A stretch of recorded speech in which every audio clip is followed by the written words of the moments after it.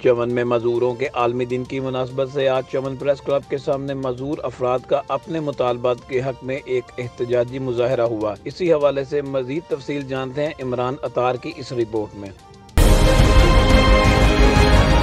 चमन में माजूरों के आलमी दिन की मुनासिबत आज चमन प्रेस क्लब के सामने माजूर अफराद का एहतजाजी मुजाहरा हुआ। मुजाहरे में माजूरों का कहना था कि हुकूमत माजूर अफराद के कोटा पर अमल दरामद करके रोजगार के मौका फराहम करे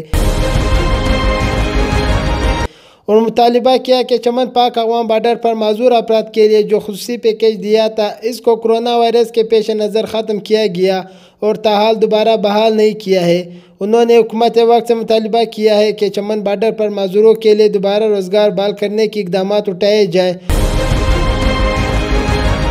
और माजूर अफराद की हक तलफी बंद की जाए।